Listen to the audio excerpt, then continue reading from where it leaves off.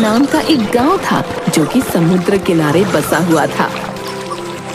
वहीं एक मनोहर नाम का मछुआरा पत्नी रज्जो और बेटे चंदू के साथ रहता था। समुद्र किनारे गांव होने के कारण वहां ज्यादातर लोग मछली बेचने का काम ही करते थे, लेकिन सभी मछली पकड़ने केवल दाईं तरफ जाया करते थे, क्योंकि बाईं तरफ एक पुराना पानी का जहाज खड़ा था और लोगों का मानना था कि उसमें एक नाविक की आत्मा है।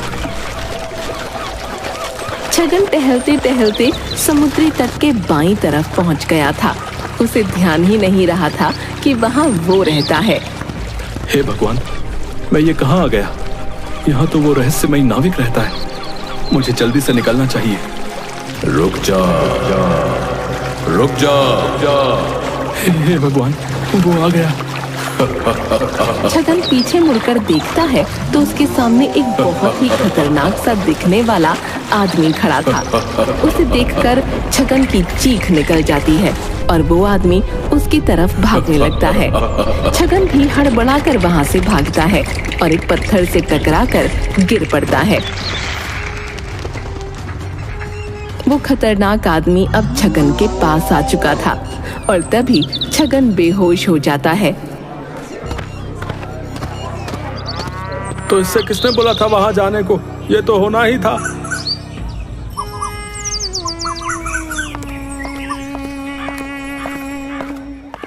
क्या हुआ भैया? ये देखो ना मनोहर, सब लोग मना करते हैं कि उधर मत जाया करो, मत जाया करो, है? लेकिन फिर भी ये वहां पहुंच गया, बताओ। तो इसका ये हाल उस नाविक ने किया है? नहीं, लेकिन नाविक इसके पीछे पड़ गया था तो ये भागा और लड़खड़ा कर एक पत्थर पर गिर पड़ा। जिंदा बच गया, यही बहुत है, वरना वो नाविक इसे खा जाता। वैसे एक बड़ी अजीब बात है कि आज तक उस नाविक ने कभी किसी को मारा नहीं। तुम कहना क्या चाहते हो भाई? नहीं, कुछ नहीं।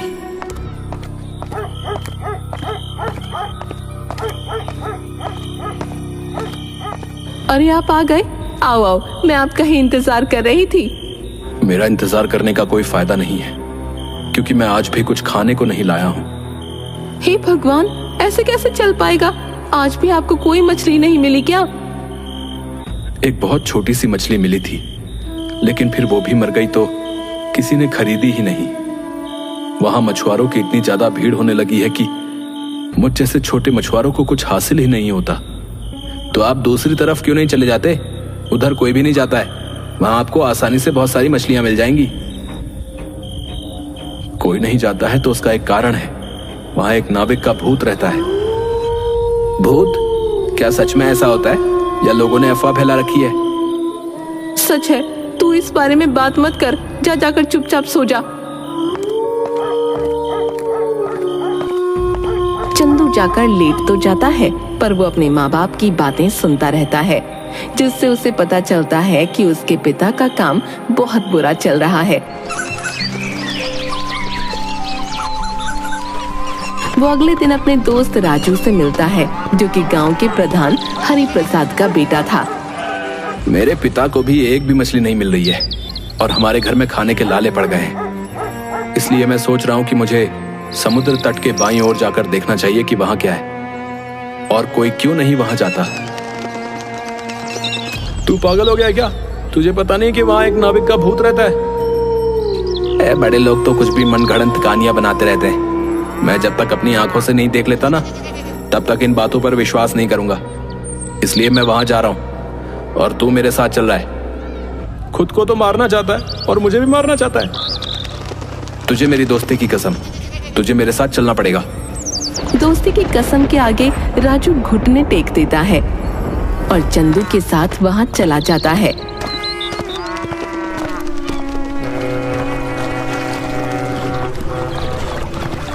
वहां वो लोग देखते हैं कि समुद्र किनारे एक पुराने जमाने वाला पानी का जहाज खड़ा है, जो कि काफी हद तक बर्बाद हो चुका है। चल उस जहाज के पास चलते हैं। यहाँ तक तो आ गई, ये काफी नहीं है क्या जो तुझे उस जहाज के पास भी जाना है? चल तो जहाज भी देख लेंगे और ये भी कि यहाँ पर मछलियाँ हैं या नहीं।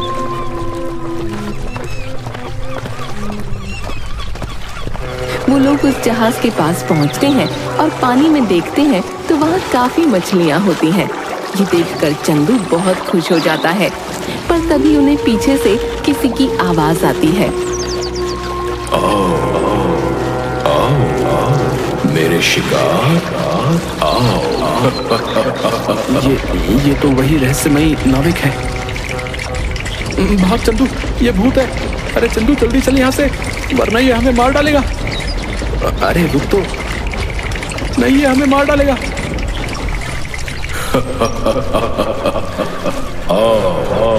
मेरे पास आ। मैं तो भाग रहा हूँ। ये कहकर राजू भागने लगता है। चंदू भी उसके पीछे भागता है और उन दोनों के पीछे वो नाविक बहुत तेजी से दौड़ता हुआ आ रहा था। वो अपनी फुल स्पीड में भाग रहे थे, लेकिन वो नाविक उनके करीब आता चला जा रहा था। तभी अचानक राजू रुकता है और कुछ पत्थर उठाकर उस पर फेंकता है और दोबारा दौड़ने लगता है। आज हम बस बच ही गए, वरना हम उस नाविक का शिकार बन गए होते। अरे तू पागल है, 1 मिनट रुकता तो सही। तुझे ज्यादा मरने का शौक हो रहा है तो तू चला जाना, मुझे माफ कर दे। चंदू राजू से गुस्सा होकर अपने घर चला जाता है।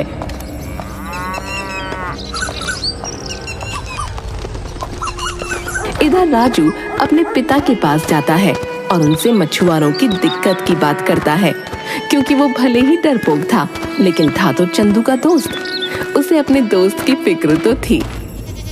पापा, हमारे गांव में बहुत से मछुआरों का काम सही नहीं चल पा रहा है, आप उनके लिए कुछ करते क्यों नहीं? तू ये सब क्यों सोच रहा है?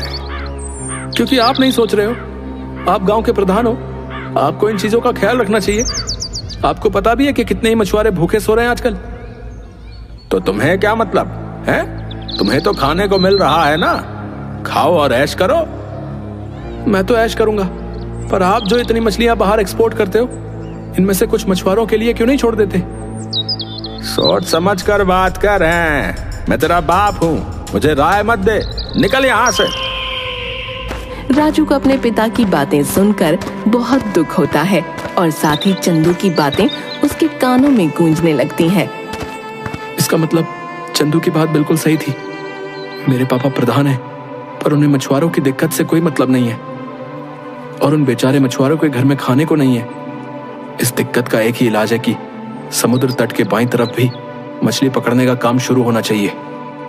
राजू को पूरी दिक्कत और उसका समाधान समझ तो आ गया था, लेकिन उसका डर उसे रोक रहा था।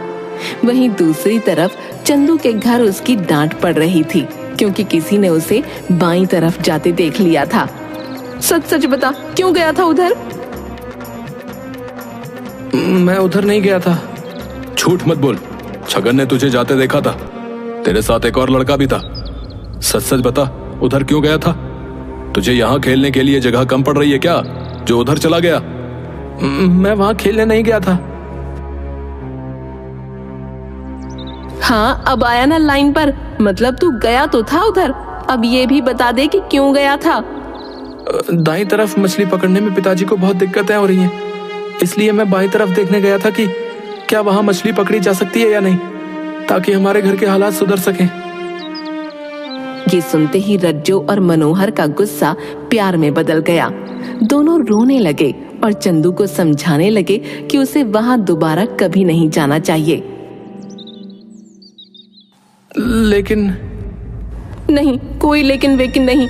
वादा कर कि आज के बाद तू उधर नहीं जाएगा। वादा कर। मैं वादा करता हूँ कि मैं आज के बाद कभी उधर नहीं जाऊंगा। चंदू मजबूरन वादा कर लेता है।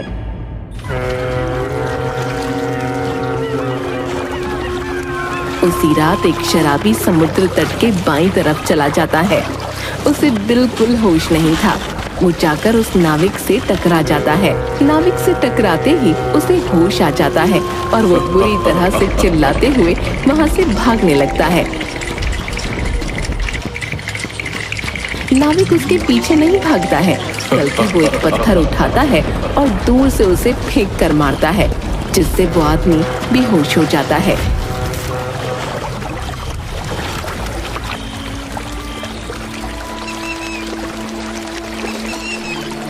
अगली सुबह वो नंगा चौराहे पर पड़ा मिलता है।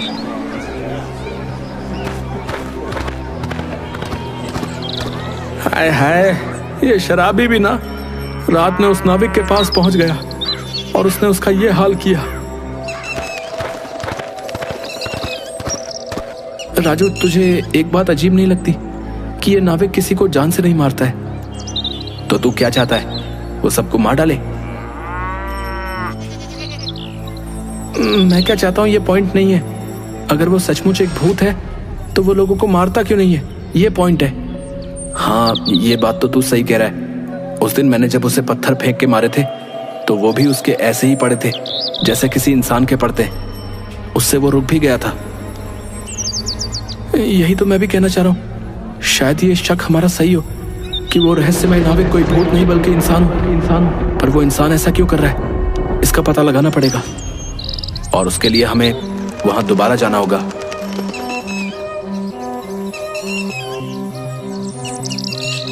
इस बार वो लोग एक प्लान बनाते हैं जिसके हिसाब से वो लोग वहां जाएंगे, लेकिन राजू छिप कर रहेगा और नाविक के सामने आते ही उस पर जाल डाल देगा।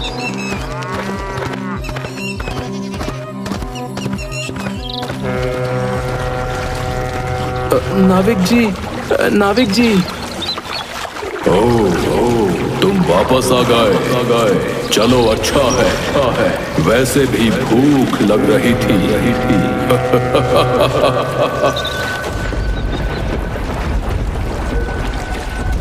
ये कहकर वो नाविक चंदू की तरफ भागना शुरू कर देता है और चंदू अपनी जगह पर खड़ा रहता है। नाविक जैसे ही चंदू के पास पहुंचने वाला होता है तभी राजू एकदम से आकर उसके ऊपर जाल डाल देता है और अगले ही पल दोनों उस नाविक पर चढ़कर बैठ जाते हैं। देखा, मैंने कहा था ना, ये कोई भूत नहीं इंसान है। तुम सही कह रहे हो, इसने हम सबको बहुत परेशान किया है। मैं इसको मार डालूंगा। नहीं, अरे रुक जाओ, पहले इसका उद्देश्य तो पता चलने दो। बता साले, तू ये क्यों कर रहा था? बताता या पत्थर से तेरा सिर कुचल दूं?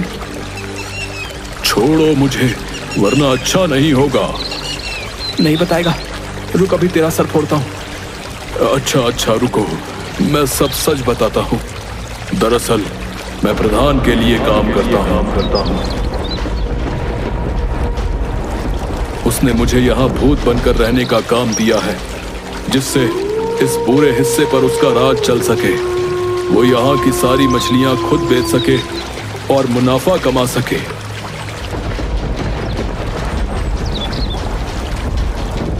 क्या मेरे पापा ने तुमसे ये सब करने को कहा था? चंदू और राजू वापस गांव में जाते हैं और सबको ये सच्चाई बताते हैं।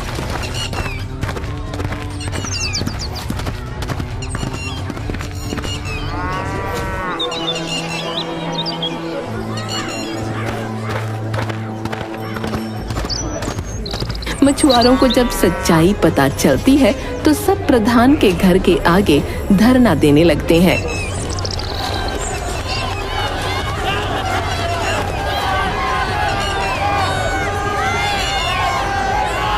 पर प्रधान अपनी गलती मानने को तैयार नहीं था। तब राजू कहता है, पापा, आप लोगों को उनका हक दोगे या मैं आपको छोड़कर चला जाऊं? मैं चला ही जाता हूं। अब रुक जाओ बेटा, मैं अपना गुनाह कबूल करता हूं। मैं मानता हूं कि ये मैंने ही किया था। वहां कोई भूत नहीं था। ये भूत मैंने अपने फायदे के लिए बनाया था। आप लोग मुझे माफ कर दीजिए। अब से समुद्री तट का बायां हिस्सा भी आप लोगों का है। ये सुनकर सारे मछुआरे खुश हो जाते हैं। चंदू के माता पिता के साथ सारे मछुआरों की दिक्कत अब दूर हो चुकी थी। अब कोई रहस्यमय नाविक नहीं था, सिर्फ खुशहाल मछुआरे थे।